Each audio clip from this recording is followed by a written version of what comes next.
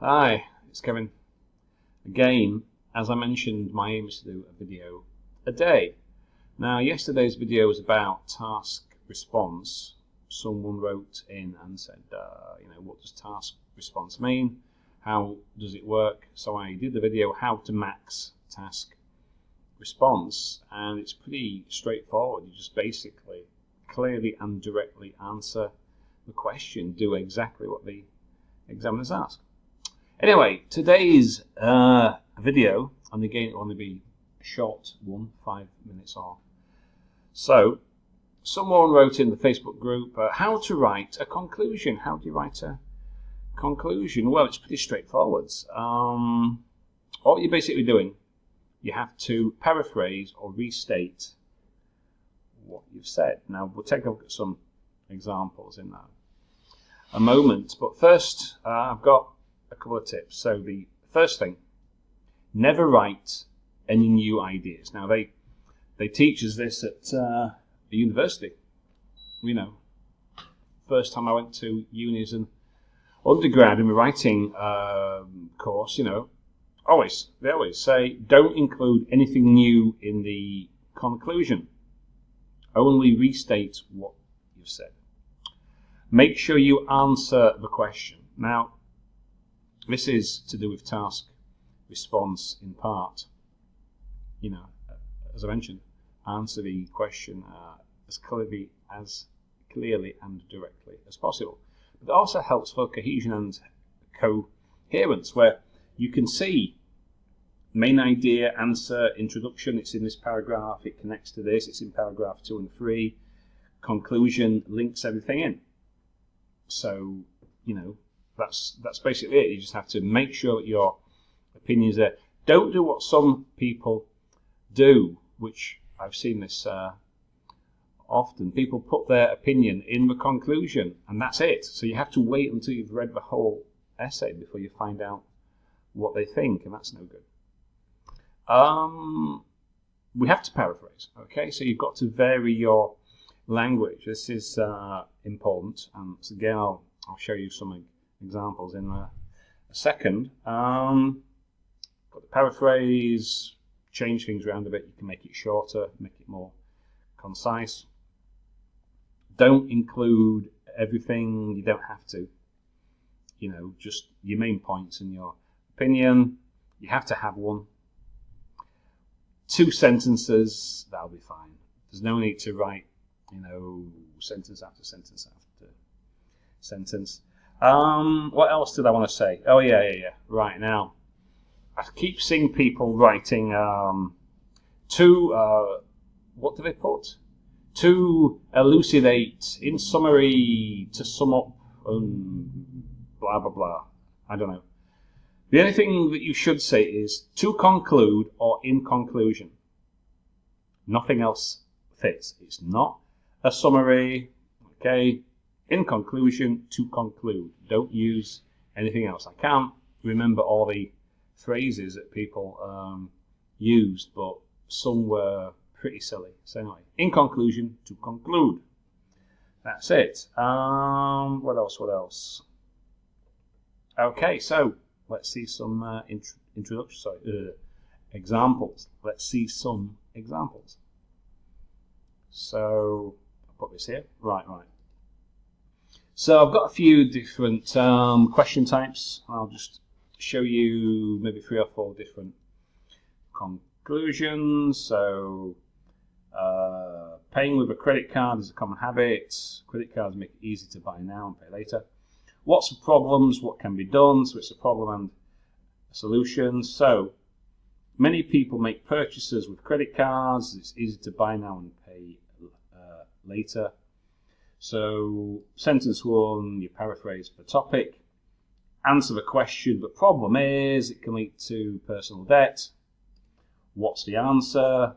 Banks making rigorous checks on customers before they give you a card. So in terms of task response, as we spoke about, this does the job. You restate the topic, answer question 1, answer question 2. Okay. So, in conclusion, although easy credit is blamed for rising debt, levels, this is a relatively easy problem to solve if stricter banking regulations were enforced. If all banks shared customer data and agreed to cooperate with each other when issuing credit cards, this could well solve this issue. So, you see how I've paraphrased that. Stated, credit cards, easy credit, blamed for rising debt, because I say the problem is rising debt, the solution is sharing customer data. I said the problem, banks should have a joint database of all customers. So you see, I've paraphrased and I've answered both of the questions. And it's only 20 words. Let's have a look. 48 words, so not too bad. Okay, so that's one example. Let me close this. Okay, advantage and disadvantage. Essay. Some parents buy their kids lots of toys. What's the advantages and disadvantages of having a large number of toys? It's common for some people, okay, while this may have some benefits such as developing a child's mental abilities, some drawbacks, the child may be spoiled. Okay, so I've answered, paraphrased, I've said advantage and disadvantage. In conclusion, for whatever reasons, some parents spend a lot of money on toys for their children. While this may be beneficial in terms of having stimulating educational playthings, which is what I'm talking about, mental and social development, mental abilities, okay. There's a drawback. Having too many toys may have a negative effect, making them selfish and self-absorbed. Spoilt and self-interested, selfish, self-absorbed, and spoilt. So you can see we've got the same ideas but in paraphrase. Okay, let's have a look at another couple. As I say, this video is going to be pretty short. So, discussion, give your opinion. Large buildings are important. Others believe it should be spent on schools and hospitals. Okay. Restate both views. According to some, investing money is of vital importance. Others believe that spending on schools is more important. In my view, and this is, I take both sides, I say, well, they're both equally important. And then I talk about view 1, view 2. However, in conclusion, despite there being differing views, to my mind, both views are of equal merit. So, both views are of equal importance. Having impressive buildings is vital to show the prestige, and having modern, well-equipped schools and hospitals performs a similar, perhaps more practical function to the, or perhaps I should have said for the inhabitants. So that's a little bit longer, but still, I've restated the two views, and I've expressed my opinion, and I've mentioned my two main ideas. Prestige and self-worth and infrastructure. Okay, I think we've just got one more, and then I'll call it quits. So this is an opinion essay. To what extent do we agree that governments should spend money on railways rather than roads? Okay. It's been argued that governments ought to allocate more of their national budget to rail rather than roads. I agree with the statement for two reasons. So, as I mentioned in the task response, clearly and directly answer the question. Firstly, trains are faster, which we'll talk about here, and secondly, they're better for the environment, which I talk about there. And this conclusion is pretty simple, pretty short. In conclusion, I firmly believe that the state, the government, paraphrase, should divert more funds, so should spend more. So the state divert funds, railway systems, instead of railways, rather than on road transportation than road, as this will improve journey times. In other words, it will make it faster and also be less harmful to the environment.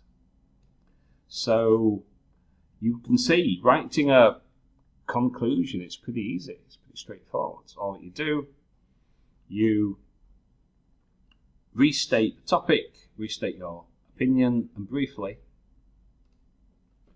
mention your two main ideas.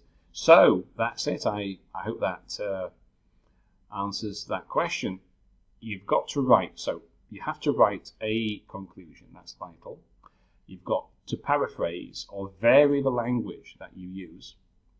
Try to avoid them being too long. Simply a brief summary of this is this. That will be fine. What else did I want to say? What else? Only using conclusion and to conclude. Don't include any new ideas. And make sure you answer the question. Okay, sweet. That's it. If you can do that, you will be fine. So, I don't know, maybe next time I'll do a video about how to write an introduction, although I have done one or two of those on the channel before, and I think I've also done how to write a conclusion also, but I hope that helps. Okay, that's me done for this one. If you've got any suggestions or comments, you can make them in the group, and I'll see you later.